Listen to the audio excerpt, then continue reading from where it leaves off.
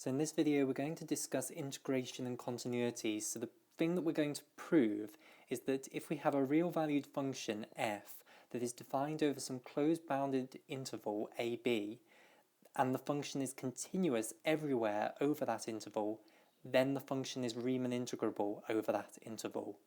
And this proof is going to rely on the concept of uniform continuity. So previously in this playlist on real analysis, we've proven that such functions over closed bounded intervals that are continuous over that entire interval obey the uniform continuity property. And that's going to be crucial to our proof here. So I'm going to assume that everyone is aware that such functions obey uniform continuity. If you're not, please go back and watch my video on uniform continuity. So we're going to prove this using the Riemann integrability criterion. So we're going to take an epsilon greater than 0, and we need to show that there exists a dissection such that the difference between the upper and lower Riemann sums is less than that epsilon. And if we show that for a general epsilon, then we'll have shown it for all epsilon greater than 0, and hence we will have proven the Riemann integrability criterion, and hence the function will be Riemann integrable over the interval ab. Now for this proof, it's going to be helpful actually to introduce a new piece of terminology, which is something called the mesh of a dissection, and you write it mesh of d the dissection. Now what does this mean? So if we have our interval here, here's the interval ab, then I've drawn an example dissection here. It's all of these cuts that cut the overall interval into these subintervals, or partition the overall interval into these subintervals. Now each of these subintervals has a length. The mesh of a dissection is the maximum of those lengths. So in the case of this picture, this interval looks as though it's the largest of all of the different intervals, and we can say that it cuts it up into a general little n subintervals. So this one looks to be the largest of all of the little n subintervals. So whatever the length of that one is, that would be what the mesh of this dissection was.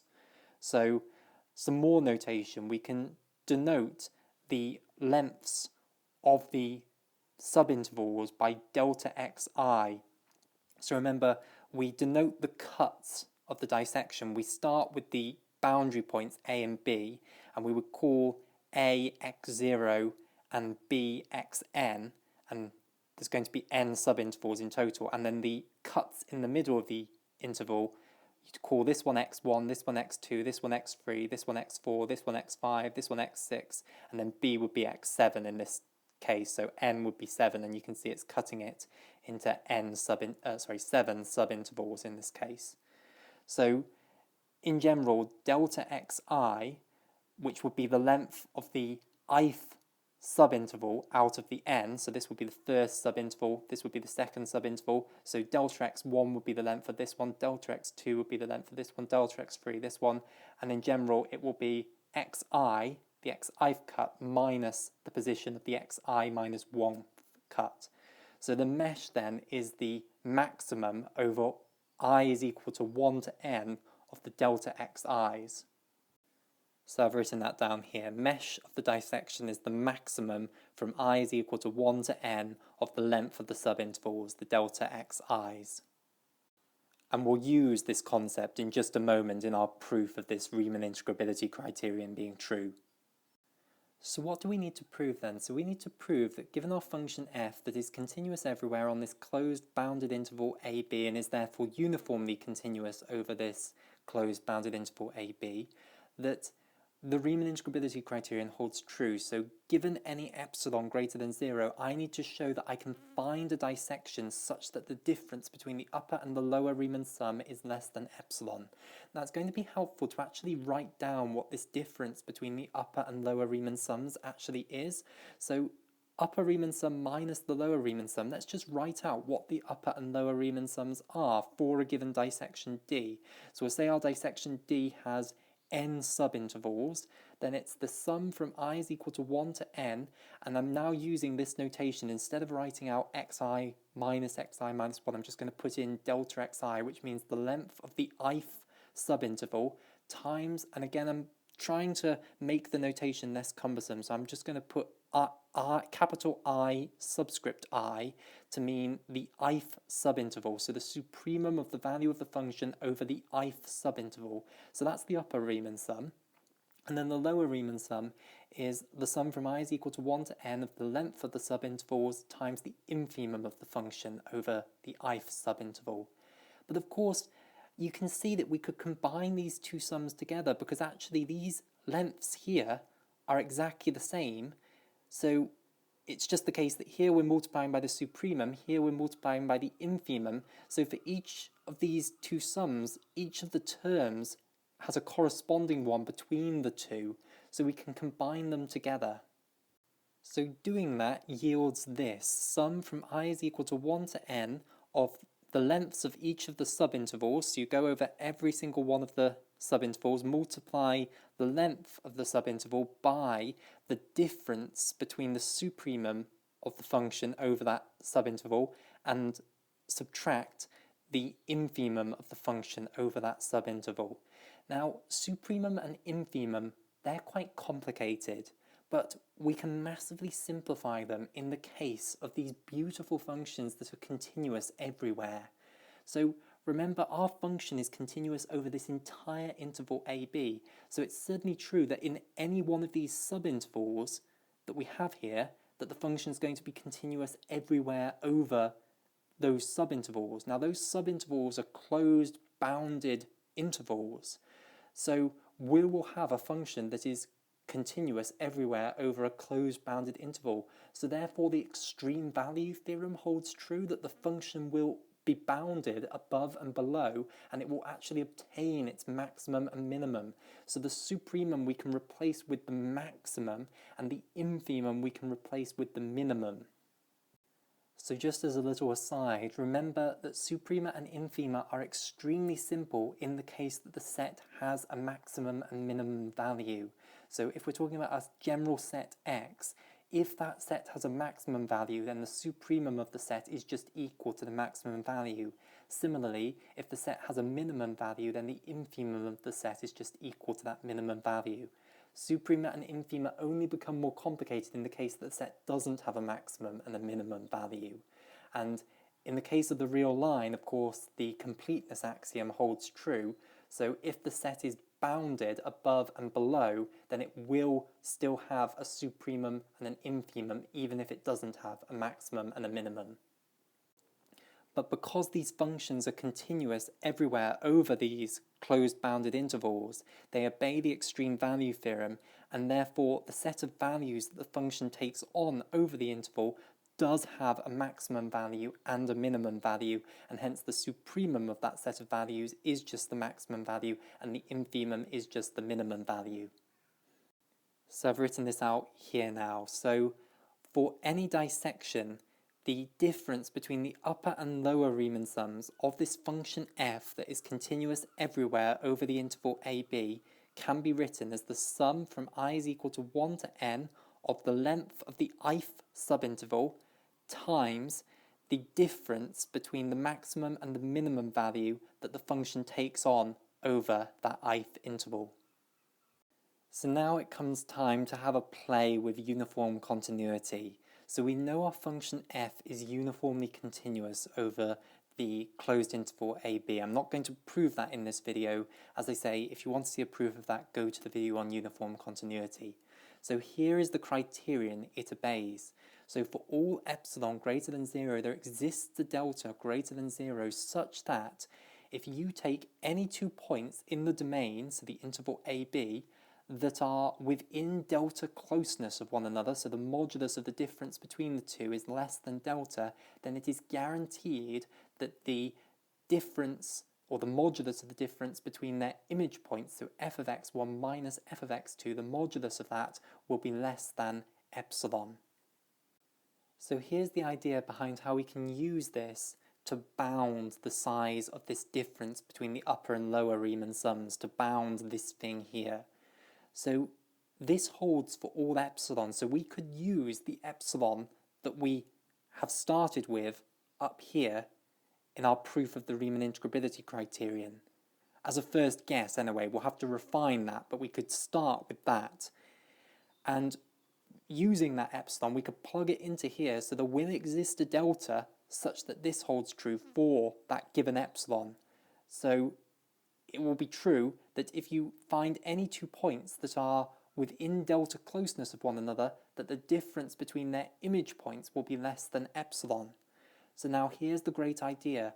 What if we made the dissection fine enough such that the mesh of the dissection is less than delta, i.e. all of these subintervals are smaller in length than this delta? Well, that means that any 2 points that are in one of these subintervals are going to be within delta closeness of one another, and therefore the image values are going to be within epsilon closeness of one another. In particular, the points where the maximum and minimum are obtained, they will be within delta closeness of one another, and hence the difference between the maximum and minimum will be less than epsilon. And that's the idea behind how we're going to use this to bound the size of this. So let's do that now.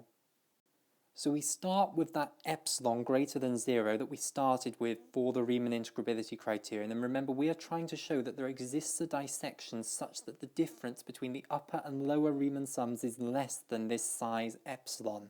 And we're doing this for a general epsilon so that it will be true and work for all epsilon greater than 0, and hence we'll have proven the Riemann integrability criterion. So for this epsilon now, this given epsilon, we can plug it into the uniform continuity criterion. So this being true tells us that there will exist a delta greater than 0 such that this holds true. So find that delta. And now build a dissection. This delta is a finite number, remember. Build a dissection such that it is fine enough, the cuts are close enough together that the mesh of that dissection is less than delta. So you just have to cut your interval into enough pieces so that each one of these subintervals has length less than delta. So hopefully you agree you'll be able to do that. This is, after all, a finite value. So you will be able to cut this finite interval from A to B up into enough pieces that each one of the partitions, or each one of the subintervals, is of length less than delta. You're then able to conclude that for each one of the subintervals of the partition, that the difference between the maximum that the function obtains over that subinterval and the minimum that the function obtains over that subinterval is less than epsilon.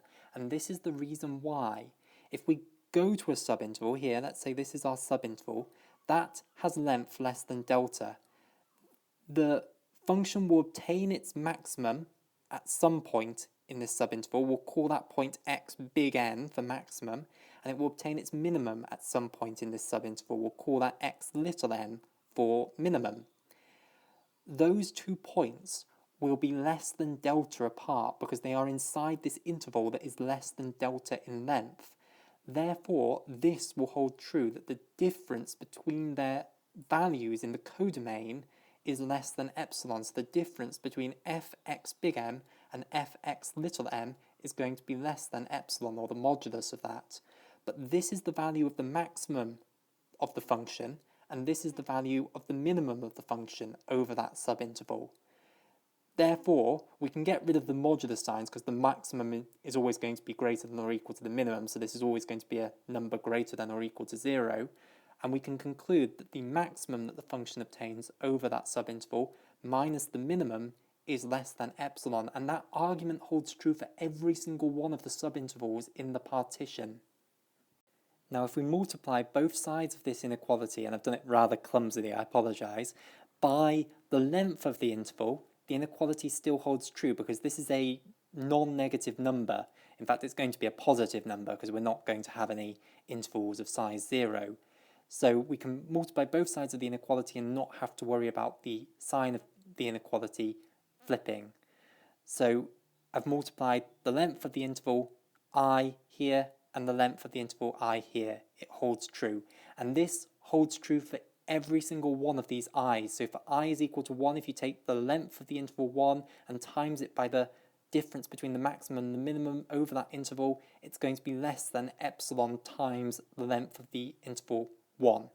And then it will hold true for interval 2, it will hold true for interval 3, all the way up to interval n.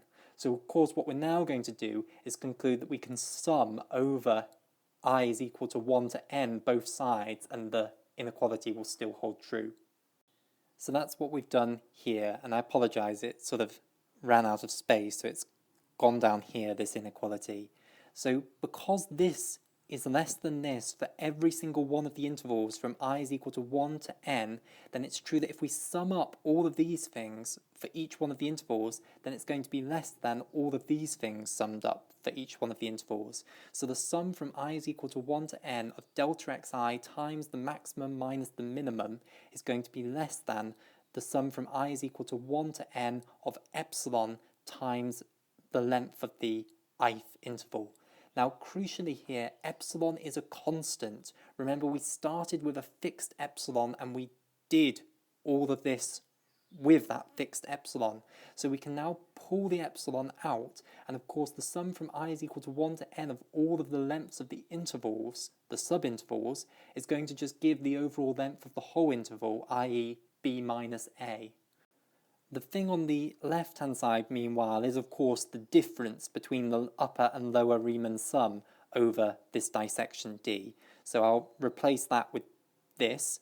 So the upper Riemann sum over this dissection D of f minus the lower Riemann sum is going to be less than epsilon times the length of the interval b minus a. So what I have overall done here is shown that in this way, if I construct a dissection with a mesh that is less than delta, then I can guarantee you that the difference between the upper and the lower Riemann sum is less than epsilon times b minus a. Now that isn't quite what I want. I want it to be less than epsilon. So how am I going to fix that? Well, instead of plugging the original epsilon that we started with into the uniform continuity criterion to get a delta, why don't we instead plug in epsilon divided by this length b minus a? And that, I'll show you now, is going to fix everything. So here now is the complete argument. So we start by letting epsilon be greater than 0, and we need to show that we can find a dissection such that the difference between the upper and the lower Riemann sums using that dissection is less than this epsilon. The way that we're going to do this is we take that epsilon and we divide it by b minus a, where b minus a is the length of the interval. We then apply uniform continuity, so we say use this value, epsilon over b minus a, as our epsilon in the uniform continuity criterion. We can therefore find a delta such that if you take 2 points in the interval AB that are closer than that delta distance, then the image of those 2 points, the difference between the images, the modulus of the difference, will be less than epsilon over b minus a. We'll then say, find any dissection such that the mesh of the dissection is less than this delta that you've found from uniform continuity using epsilon over b minus a. So this delta is some finite value. It might be absolutely minuscule, but it is some finite value, so you will be able to find a dissection that is fine enough such that the mesh of that dissection is less than that delta value. It might involve having to chop the overall interval into an absolutely huge number of pieces, but you can find a dissection that does that. Now my claim is then that this fine dissection with mesh less than this magic delta is going to obey the Riemann integrability criterion for the original epsilon. So, continuing the argument, we will be able to say that the maximum minus the minimum is now less than epsilon over b minus a. The reason being is that each of the subintervals will be of length less than delta, and therefore the point where the maximum is obtained and the point where the minimum is obtained in that subinterval will be closer than delta to one another, and therefore will obey the uniform continuity criterion. Specifically, the values they're mapped onto in the codomain will be close enough to one another that their closeness is less than the epsilon that we used in the uniform continuity criterion, which wasn't the original epsilon, but instead was epsilon over b minus a. So they're guaranteed to be less than epsilon over b minus a now. So that means that the maximum minus the minimum, which is just this after all is the maximum, this is the minimum, is going to be less than epsilon over b minus a. So we've replaced the epsilon with epsilon over b minus a here. And then, of course, it will still hold true that we can multiply both sides by the length of the interval, and that holds true for every single one of the subintervals. You can then sum over every single one of the subintervals, and the inequality will still hold true. Here, of course, we then get the difference between the upper and the lower Riemann sums. On this side, on the other hand, we get the sum from I is equal to 1 to n of epsilon over b minus a times the length of the intervals. Epsilon over b minus a is just a constant, so that pulls out, and then we're just summing the length of all the subintervals, which will give us b minus a. So we'll overall get epsilon over b minus a times b minus a, and those two will now cancel to just leave epsilon. So you'll therefore have that the difference between the upper and the lower Riemann sum for this incredibly fine dissection where the mesh is less than delta, where this delta was obtained from the uniform continuity criterion using epsilon over b minus a, is guaranteed. The difference between the upper and the lower Riemann sums is guaranteed to be less than epsilon. Hence I have found you a dissection that works for any given epsilon, and you can do this procedure for every single epsilon greater than 0. This argument holds true, and hence for all epsilon greater than 0 it is possible to find a dissection such that the difference between the upper and lower Riemann sums is less than epsilon, and hence the function does satisfy the Riemann integrability criterion and hence is Riemann integrable. So that now gives us a huge number of functions that are Riemann integrable. Indeed, any function that is continuous everywhere over a closed bounded interval is going to be Riemann integrable over that closed bounded interval.